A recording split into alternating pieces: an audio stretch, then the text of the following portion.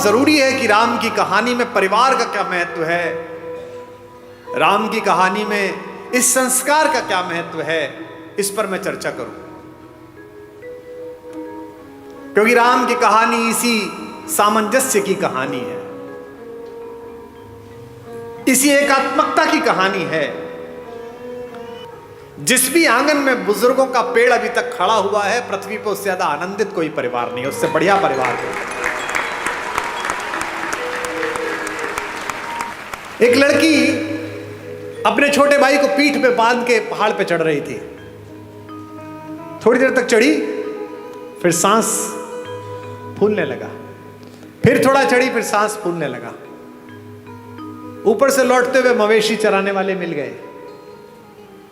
उसने कहा कि इसको नीचे क्यों नहीं रख देती है, आ जाएगा, इतना भारी हो रहा है। उस लड़के ने कहा, भारी ये वजन नहीं है, ये मेरा भाई है।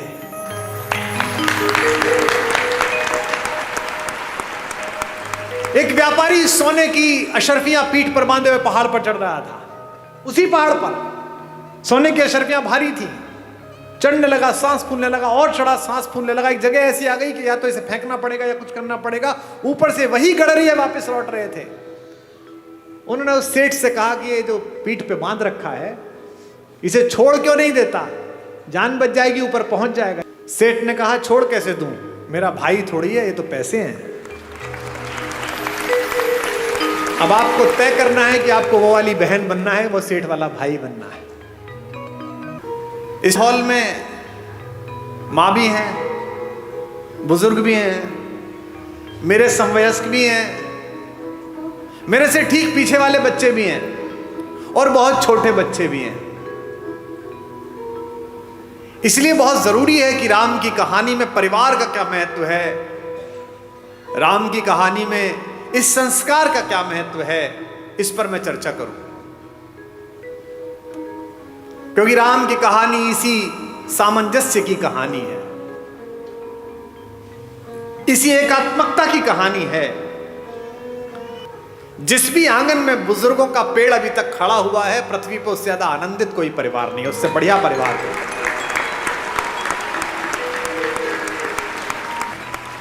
और परिवार को यह जानना जरूर है कि ये परिवार बचेंगे कैसे।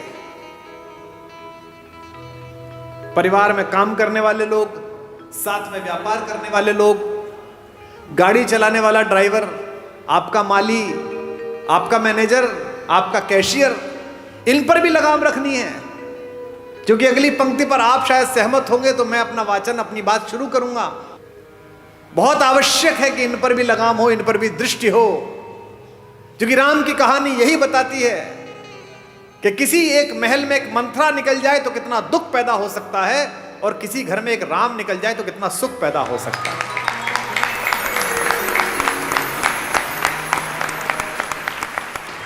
दशरथ ने राम से यह तक कहा कि तेरी ये छोटी मां मुझसे गलत काम करा रही है बेटे, और तू इस समय सेनापति है, सारी सेनाओं का कंट्रोल तेरे हाथ में है। तू मुझे गिरफ्तार कर ले और मुझे जेल में डाल दे, तो मेरा वचन भंग भी नहीं हुआ और तेरा राज्याभिषेक भी हो गया। मैं जेल में रह लूंगा, लेकिन मैं तुझे निष्कासन नहीं दे सकता। लक्ष्मण कहते हैं राम से कि ये तीर, ये धनुष कंधे पे लटकाए घूमते हो, घर में अत्याचार हो रहा है, अनाचार हो रहा है, चुप बैठे हुए हो। कह रहे वलकल्ला, वनवास जाऊंगा, मैंने कैसे भाई की पूजा की, कैसे नायक हो। जब तुम कहते हो मेरे बड़े भैया कि मैं अत्याचार सहन नहीं करूंगा, तो अत्याचार तो यही हो रहा है घर में, तो तीर उठाते क्यों नहीं हो। राम ने कितनी अद्भुत बात कही। राम कहते किस पर तीर उठाऊं, इस मां पर बचपन में जिसका सपना देख के इसके पास आकर सोया हूं, इस पिता पर जिसने सुबह अपने बाल बनाते समय एक सफेद बाल देखा और उस बाल को देखकर गुरु वशिष्ठ के घर गए और कहा कि अब बस मेरा राज्य समाप्त हुआ, राम को दे दीजिए। या इस भरत पर, पाप भी जिसकी सोच की सीमा के बाहर खड़ा होकर प्रणाम करता है कि यहां नहीं जा सकता। किस पर तीर चलाने के लिए बोलता है, बता। राम कहते हैं कि बता मुझे, मैं किसको मार कर पातक लूं, इन तीनों में से किसे मार दूं। और आज समस्या क्या है, मुझे माफ करेंगी हमारी भाभियां, रात को टीवी पे क्या देख रहे हो, एक घर में 3 बहुएं हैं, पूरी रात षड्यंत्र चल रहा है।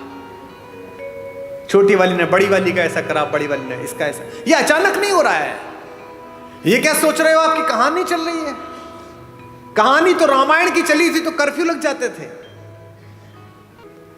तुम्हारे हीरे मोती जा चुके, तुम्हारी विद्या जा चुकी, तुम्हारी सारी तकनीक जा चुकी, तुम्हारे लड़के जा चुके, सब जा चुके। तुम्हारे पास एक चीज बची है जिसे छीनने के लिए पागल है पश्चिम, और वो चीज है तुम्हारा परिवार, तुम्हारे संस्कार। अब इस पर डाका डालने की कोशिश है। कोई सीरीज देख लो, उसके 40 मिनट में एक बलात्कार होगा, एक हत्या होगी, एक संस्कृति और कला के ऊपर, भारतीय दर्शन के ऊपर गंदी गंदी गालियां होंगी। ये क्या है, ये धीमे धीमे आपके घरों तक जहर पहुंचाया जा रहा है। क्या दिखाया जा रहा है आपके सीरियल में, एक लड़का है घर में, वो लड़का चरित्रहीन भी है, वो जिससे उसका विवाह हुआ उसके बाद भी किसी से प्रेम में है, वो जिससे प्रेम हुआ उसके बाद तीसरे से भी किसी से प्रेम में है। उस परिवार की दोनों महिलाएं उससे विवाह कर चुकी हैं। आप में से किसी ने ऐसा घर कहीं देखा है? ये भारत के घर नहीं है, एक परिवार में भी ये संस्कार नहीं, लेकिन ये डालने की कोशिश की जा रही है कि ये सही है। तो हमारे परिवार के संस्कारों पर विषाणु का हमला है। आप समझिए ध्यान से, क्या घर ऐसे होते हैं जो दिखाए जा रहे हैं? उनको पता है कि आपके यहां आज भी ये स्थिति है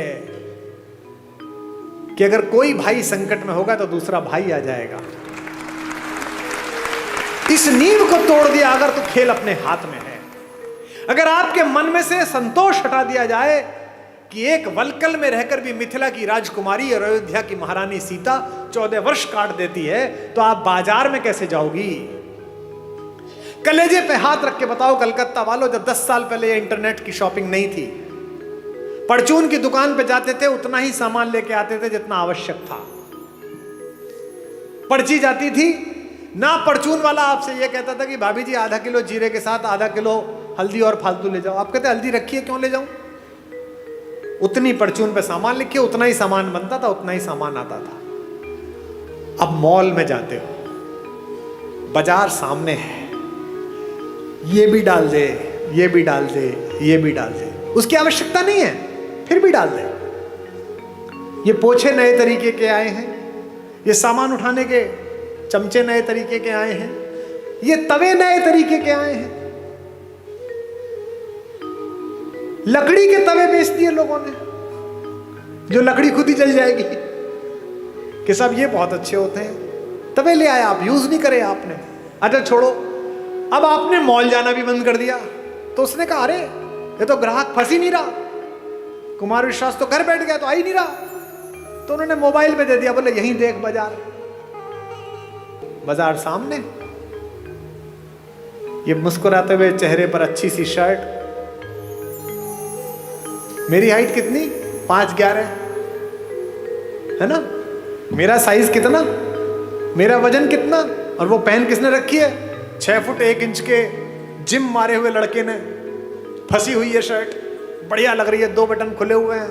कुमार विश्वास को लगा ये पहनने के बाद सनी देओल लगेगा, तो खट ले ली, 5000 रुपए की आई, टांग के देखी तो अच्छी नहीं लग रही, क्योंकि वो क्या था? माया मृग। वही सोने का हिरन है जिसके पीछे कुमार विश्वास तीर लेकर निकल लिए। बाजार में चुंबक का गुण भर दिया गया है और आदमी के शरीर और आत्मा को लोहे का बना दिया गया है। समझना कैसे है? एक लड़की अपने छोटे भाई को पीठ पे बांध के पहाड़ पे चढ़ रही थी। थोड़ी देर तक चढ़ी, फिर सांस फूलने लगा, फिर थोड़ा चढ़ी, फिर सांस फूलने लगा। ऊपर से लौटते हुए मवेशी चराने वाले मिल गए। उसने कहा कि इसको नीचे क्यों नहीं रख देती है, आ जाएगा, इतना भारी हो रहा है। उस लड़की ने कहा, भारी? ये वजन नहीं है, ये मेरा भाई है।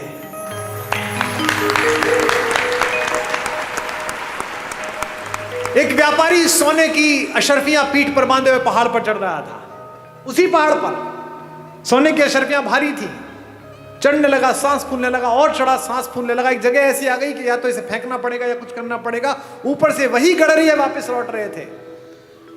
उन्होंने उस सेठ से कहा कि ये जो पीठ पे बांध रखा है, इसे छोड़ क्यों नहीं देता, जान बच जाएगी, ऊपर पहुंच जाएगा। सेठ ने कहा, छोड़ कैसे दूं, मेरा भाई थोड़ी है, ये तो पैसे हैं। अब आपको तय करना है कि आपको वो वाली बहन बनना है, वो सेठ वाला भाई बनना है। एक राम है जो जंगल में घूमते हुए सुग्रीव को भी भाई बना लेते हैं, हनुमान को भी कहते हैं तुम मोहि प्रिय ही भरत सम भाई। और एक रावण है जो अपने सगे भाई विभीषण को भी लात मार के बाहर भगा देता है। इस कहानी में केवल यही सीखते चलना, इसके पास क्या था, इसके पास क्या था, अपनी तुलना करना, फिर देखना रावण की तरफ खड़े हो कि राम की तरफ खड़े हो। और कितने भी बुद्धिमान हो, कितने भी अकलमंद हो, रावण से अकलमंद नहीं हो सकते। उसके 10 सिर थे। 10 सिर का मतलब सिर लगे हुए नहीं थे, 10 लोगों के बराबर की IQ थी।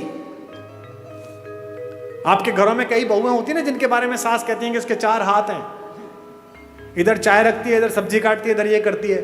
और कई बहुएं ऐसी होती है 2 हाथ होने के बाद भी एक भी नहीं होता। अलग अलग तरह की होती हैं। 4 हाथ का मतलब 4 हाथ थोड़ी है, 4 हाथ का मतलब खटाखट काम करती है, ऐसी बहू होती है। तो रावण के 10 सिर ऐसे नहीं थे कि लगे हुए थे जो उन्होंने रामलीला में दिखा दिए। रावण के पास 10 लोगों की IQ थी। वो पुलस्त मुनि का नाती था। संस्कृत का और आयुर्वेद का और विमान शास्त्र का और रसायन विज्ञान का अद्भुत विद्यार्थी था। भगवान शंकर जिसके गुरु हों, जिसने शिव तांडव स्तोत्र जैसी बड़ी रचना को लिखा हो, वो उसको घर में घुस के एक तपस्वी ने मार दिया। क्यों? क्योंकि प्रवृत्ति की बात थी, प्राप्त और पर्याप्त के बीच का अंतर था। राम को त्रैलोक्य में सौंदर्य के पहले 5-10 नाम में आने वाली रावण की अनिद्य सुंदरी बहन सूपनखा प्रस्ताव देती है कि जंगल है, कौन देखेगा, मुझसे प्रेम कर ले, विवाह कर ले, और ये तो वैसे भी बिना मां बाप के तेरे साथ आई है, तो सब निभा लेगी। राम कहते हैं, माता मेरा विवाह हो चुका। लक्ष्मण से कहती है, लक्ष्मण भी यही करते हैं। गुस्से में सीता को हानि पहुंचाने की कोशिश करती है और ऐसे में अस्त्र उठता है और उसकी नाक पर चोट लग जाती है, जो रावण के गुस्से का कारण बनी है। ये राम है जो जंगल में भी मिले हुए इस अश्लील, अशालीन, असंस्कारी, अपारिवारिक अवसर को ठुकरा देते हैं। और एक रावण है जो पंचकन्याओं में पूजित माता मंदोदरी का पति होने के बावजूद भी सिर्फ इतना सुनकर कि जंगल में 2 लोग घूम रहे हैं, उनकी बीवी बहुत अच्छी है, उसके पीछे लग जाता है। इसीलिए उसके कुल वंश का नाश होता है, सारी पीढ़ियां ध्वस्त हो जाती हैं, सब लोग समाप्त हो जाते हैं। मैं केवल ये सोचता हूं कि अगर मेरे बोलने से 10 लोग, 20 लोग, 50 लोग, 100 लोग भी गुणात्मक परिवर्तन जीवन में हो जाए तो बढ़िया बात हो जाएगी। एक सज्जन ने मुझे चिट्ठी लिख कर दी, ऐसे ही जैसे ये चिट्ठी आई है कि साहब वो मैं कल आया था, आपने राम और भरत के प्रेम के विषय में बताया, और मेरे सगे भाई साहब जो हैं वह हिम्मतनगर गुजरात में रहते हैं, और मेरा उनसे 25-30 साल से संपत्ति विवाद चल रहा है। ना मैं उनके बच्चों की शादी में गया, ना वो मेरे शादी में आए। पर कल रात सुन के मैं बहुत रोया। अब कल जब आपका कार्यक्रम समाप्त हो जाएगा तो मैंने दोनों बेटों को, बहुओं को लेकर मैं जा रहा हूं हिम्मतनगर, और संपत्ति के और अदालत के सारे कागज लेकर उनके चरणों में रख दूंगा और कह दूंगा, भैया जो आप जाने करिए, बस मुझे माफ कर दीजिए, मुझे चरणों में स्थान दीजिए। मुझे लगता है कि यही आपका पारिश्रमिक है, यही आपका प्रतिफल है। जिस समय आप दूसरे में ईश्वर देखना प्रारंभ कर देंगे, उस समय ईर्ष्या, कुंठा, बेईमानी, दुष्टताएं सबका विलोप हो जाएगा। और ये पृथ्वी इसीलिए बची हुई है अभी तक भी कि इसमें अच्छे लोगों का प्रतिशत ज्यादा है। बुरे लोगों का प्रतिशत कम है। हमारे एक शायर का शेर है कि दुनिया नफरतों की आखिरी स्टेज पर है, इलाज इसका मोहब्बत के सिवा कुछ भी नहीं है। ये दोनों भाई थे, यूक्रेन और रूस, एक दूसरे के खून के प्यासे हैं, निरपराध लोगों को मार रहे हैं। और मरवा कौन रहा है? वो बाहर बैठा हुआ एक आदमी, वो यूक्रेन से कह रहा, तो चिंता मत करना, हथियार कितने में मिलेंगे तू जारी रख। ऐसे बहुत लोग मिलेंगे आपके परिवार में बाहर खड़े हुए, जो आपके बच्चों को, आपकी बेटियों को, आपके बेटों को आपको सिखाएंगे कि घर में लड़ाई है, जारी रख, मैं तेरे साथ खड़ा हूं। वो अपने साथ खड़े, आपके साथ नहीं खड़े हुए। जो भी व्यक्ति ऐसी बात करता मिले कि चिंता मत करना, मैं तेरे साथ खड़ा हूं, अपने भाई के खिलाफ हो जा, बहन के खिलाफ हो जा, मां के खिलाफ हो जा, समझना कि वो आपके साथ नहीं खड़ा है। तो ध्यान रखना, आपकी पारिवारिक शांति में तब तक सफलता बनी हुई है जब तक बाहर खड़ा हुआ एक आदमी जो आपको बहकाता है, आप उसकी चपेट में नहीं आ रहे। परिवार के बाहर खड़ा हुआ कोई भी आदमी परिवार के किसी व्यक्ति के खिलाफ भड़काए तो समझ लेना मंथरा द्वार तक आ गई है। अब आपको तय करना है कि अयोध्या बचानी है कि नहीं बचानी। क्योंकि जो आपके साथ खड़ा है वो कह रहा है कोई बात नहीं, थोड़ा नुकसान फायदा चलता रहता है, राम से सब छिना लेकिन सब मिला।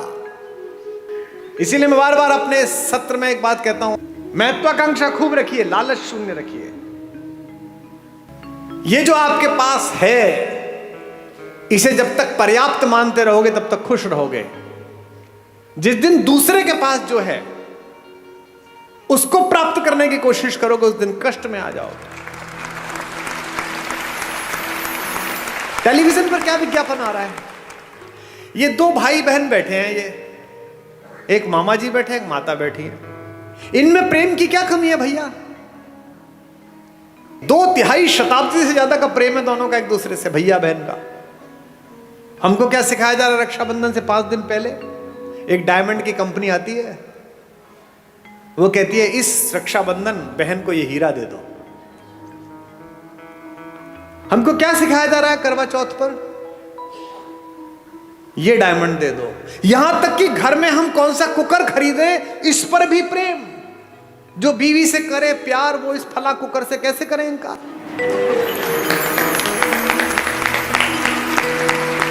यानी जिनके घर में वो कुकर नहीं आता वो अपनी पत्नी से प्रेम नहीं करते। मेरे घर में शुरू में कुकर नहीं था तो मेरे पिता ने मेरी मां से प्रेम नहीं किया। कैसी मूर्खतापूर्ण बात है। साधनों से अगर प्रेम होता,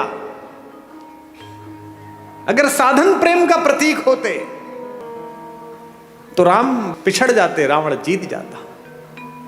मुझसे लोग कहते हैं आगरे में एक सफेद रंग की बिल्डिंग दिखाकर कि ये प्रेम का प्रतीक है। इसे प्रेम का प्रतीक बताते हो?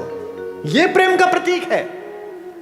अरे प्रेम का सबसे बड़ा प्रतीक तो समुद्र के नीचे इकट्ठे हुए वो पत्थर है जिन पर मेरा राम चल कर गया था।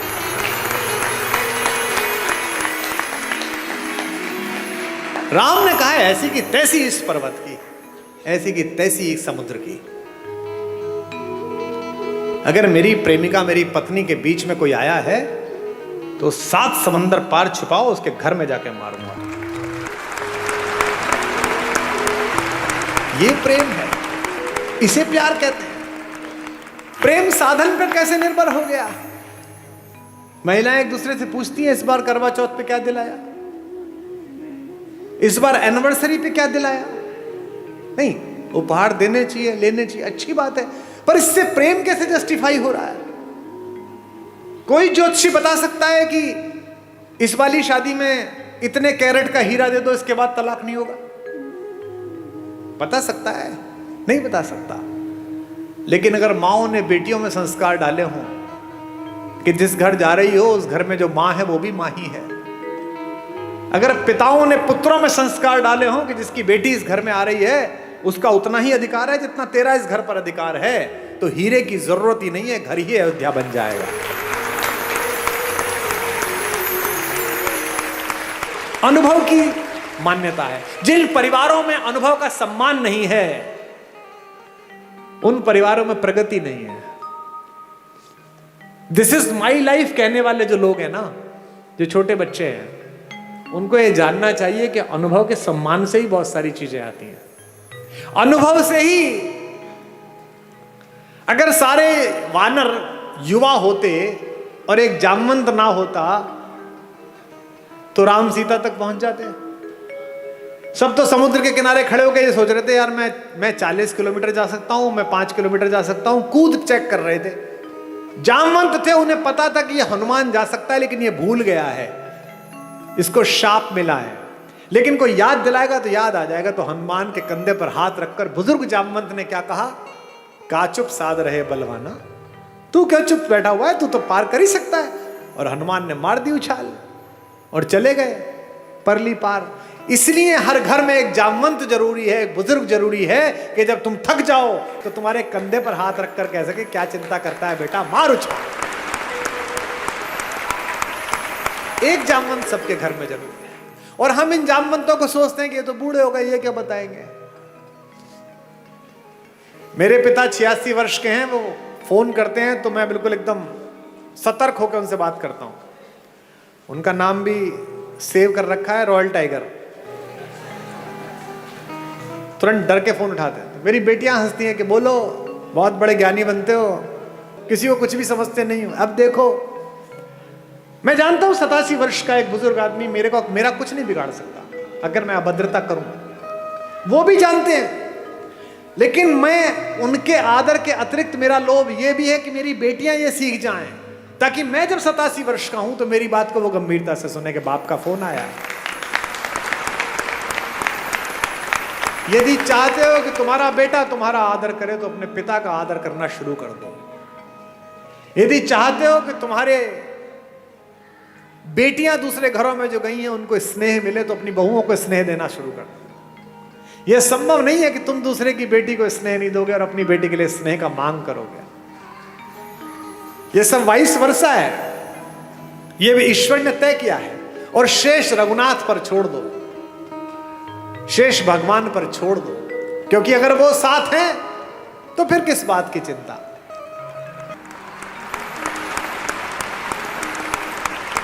जब विश्वामित्र लेकर गए जनकपुरी में तो धनुष तोड़ दिया। धनुष तोड़ने के बाद जनक ने कहा कि विवाह कर लो। तो राम ने कहा कि विवाह नहीं कर पाऊंगा। बोले क्यों? बोले पिता से आज्ञा ही नहीं ली। तो विश्वामित्र ने कहा कि तुम्हारे खानदान में तो 3-4 शादियां होती हैं, एक शादी यहां कर लो, अगली शादी पिताजी के कहने से कर लेना। इस परिवार में राम पहले व्यक्ति है, इसीलिए मर्यादा पुरुषोत्तम है। उन्होंने ये मर्यादा दी और उन्होंने कहा अपने भाई से, लक्ष्मण से, रात्रि में कि लक्ष्मण, मैं विवाह करूंगा तो एक करूंगा, क्योंकि मैं तो था नहीं।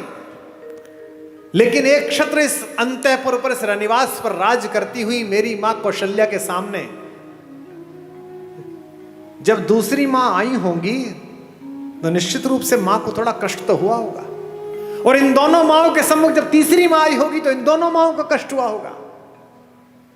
तो आज के बाद से मैं मर्यादा स्थापित करूंगा कि विवाह करूंगा तो एक करूंगा। लक्ष्मण कहते हैं अपना धनुष उनके चरणों में रखकर कि भैया अगर आप ये मर्यादा पालन करते हैं तो मैं भी आज एक प्रण लेता हूं कि चाहे कुछ हो जाए मैं आपके चरणों को छोड़कर कहीं नहीं जाऊंगा, मैं आपकी परछाई की तरह आपके पीछे पीछे चलूंगा। उर्मिला हैं जो पति के साथ नहीं गई हैं, रह गई हैं। मांडवी हैं, रात में जिस दिन भरत लौट आए हैं, पूरा घर लौट के थक के सो रहा है, कौशल्या को नींद नहीं आ रही, क्योंकि जिस बेटे से इतना प्यार करती हैं उसे जंगल में देखकर लौटी है। और जंगल में भी कैसा देखा है, पैर में इतनी इतनी बड़ी बिवाई हैं, जिन केशों से कंधा ढका रहता था, जो जुल्फें उड़ती रहती थी, वो केश लटिया गए हैं। उस जटा को बांध के जूड़ा बना लिया है राम ने। पूरा शरीर टैन हो गया है, जल गया है, चेहरे पर तेजस्विता है, लेकिन क्या है, 24 घंटे कंधे पर धनुष रखना पड़ता है लक्ष्मण को और राम को, तो यहां मूंज के निशान पड़ गए हैं राम के कंधे पर। बेटे को इस सांसारिक कष्ट में देखकर बेचैन है कौशल्या, सो नहीं पा रही हैं। क्योंकि माएं ही हैं जो एक कष्ट पहचान लेती हैं। गूगल आर्टिफिशियल इंटेलिजेंस बना रहा है, आईफोन आजकल आपकी बात समझ लेता है। एक चीज पसंद कर दो, कोई साड़ी, कोई टेबल, कोई फोन, 71 विज्ञापन आ जाते हैं। किसी शहर में कमरा ढूंढ लो, 50 विज्ञापन आ जाते हैं। किसी दोस्त को लिख के भेज दो कि okay I am coming, just prepare a wonderful coffee, तो जिस शहर में उतरो कॉफी का ऐड आ जाता है कि बगल में है, पी ले जाके। इसे आर्टिफिशियल इंटेलिजेंस कहते हैं। दुनिया का सबसे बड़ा आर्टिफिशियल इंटेलिजेंस मां में बनाया गया है। आप खाना खाने बैठते हैं, आप कुछ बोलते नहीं हैं, पहला कौर अंदर जाता है मुंह में और मां नमक की शीशी आगे कर देती है देख के कि नमक शायद कम पड़ा है, इसे पसंद नहीं है। इसे आर्टिफिशियल इंटेलिजेंस। तो कौशल्या जगी हुई है। कौशल्या देखती है कि ऊपर रनिवास में कोई लड़की घूम रही है।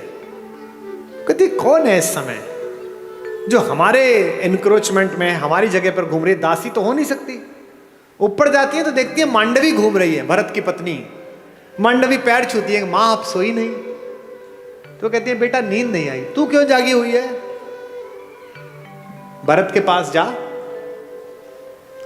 मांडवी कहती है कि मां शायद आपको पता नहीं, आप कक्ष में थी, वो तो यहां नहीं है। कहां गया? उन्होंने कहा कि जब तक राम जंगल में रहेंगे मैं राजधानी में नहीं रहूंगा। मैं अयोध्या के ठीक बाहर नंदीग्राम में कुटिया बना के रहूंगा। राम नीचे सोते हैं, मैं नीचे सोऊंगा। वो वलकल पहनते हैं, मैं वलकल पहनूंगा। वो चप्पल नहीं पहनते, मैं चप्पल नहीं पहनूंगा। वहीं से मैं अयोध्या चलाऊंगा। कहां? तो दिखाती है कि मां वो देखो दूर जो कुटिया बनी हुई है, वो कुटिया बनाई है। तू क्यों नहीं गई बेटा? मांडवी कहती है मां मैंने तो कहा था जंगल में आपको जरूरत पड़ेगी, मैं आपके साथ चलती हूं। देखिए कैसा भरत है।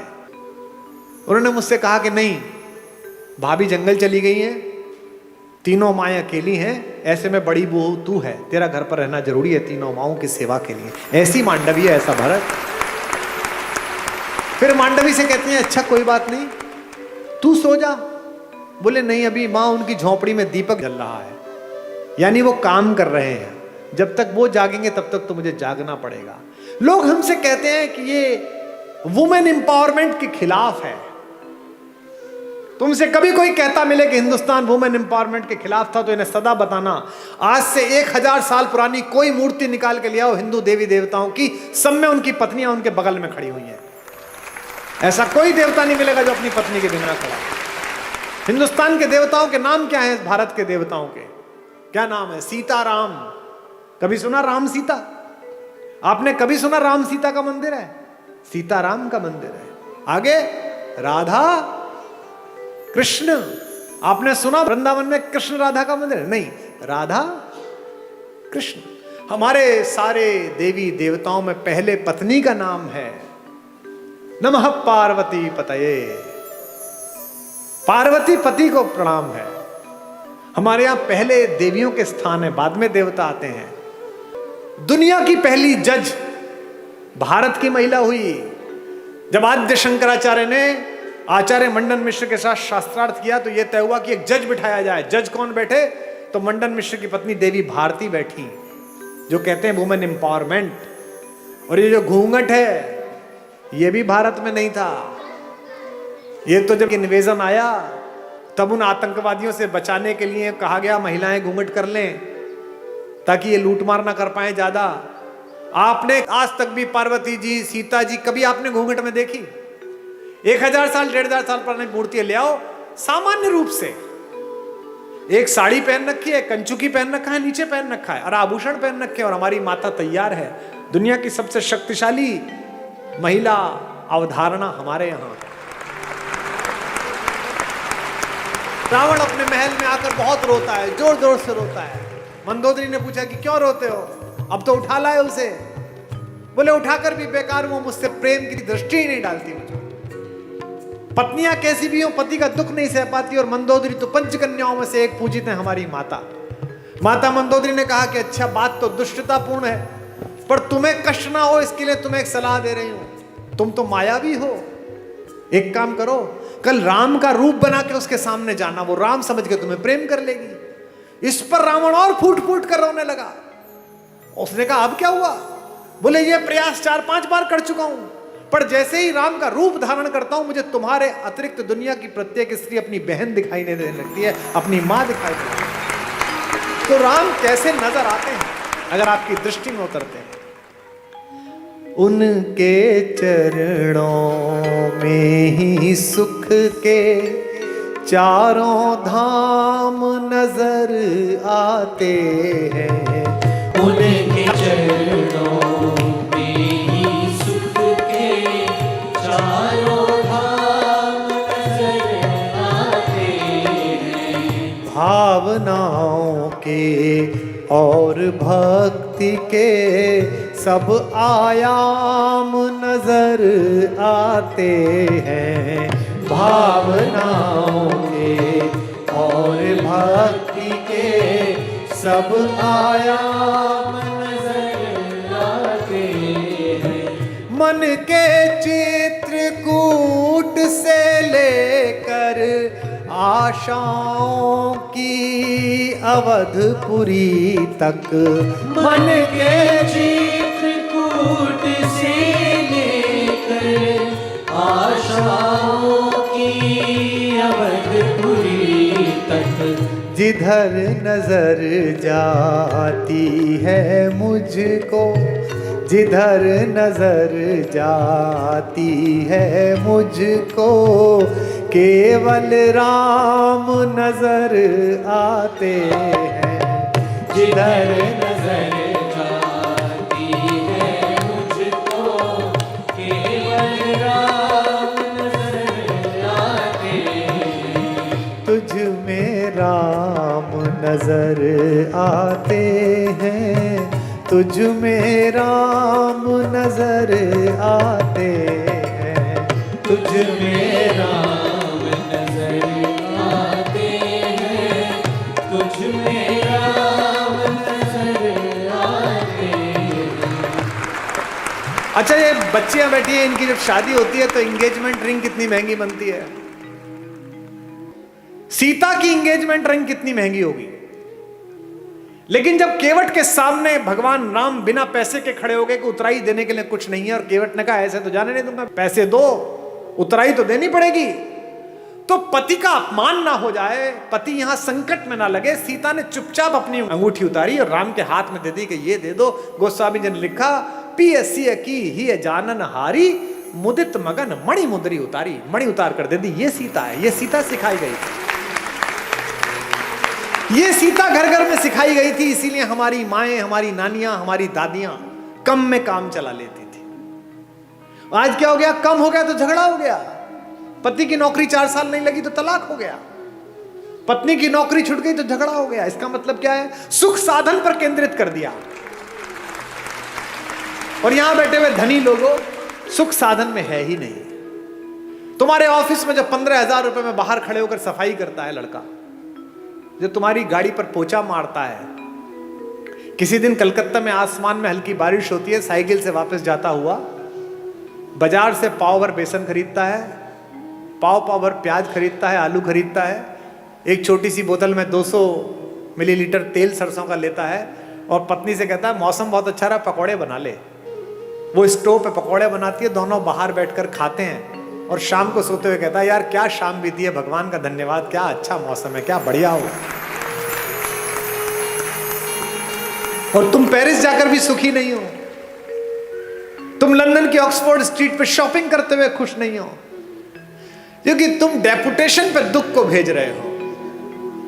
दुख हो गया है थोड़ी मार्केटिंग कर लूं शायद कम हो जाएगा, दुख हो गया है थोड़ा मेकअप करके एक सेल्फी ले लूं शायद कम हो जाएगा।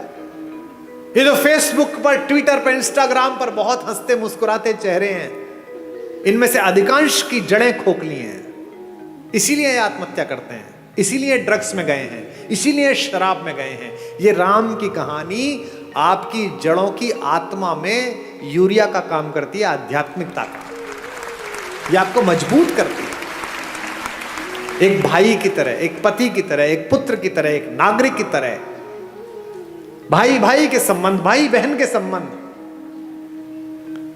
अब 2 बहनें हैं इसमें, इस कहानी में। भाई बहन का संबंध ठीक ना हो तो गड़बड़ हो सकती है। एक बहन है शूर्पणखा, जिसको अपने बदले की चिंता है, भाई के नाश हो जाने की चिंता नहीं है। मेरा बदला पूरा हो जाए बस।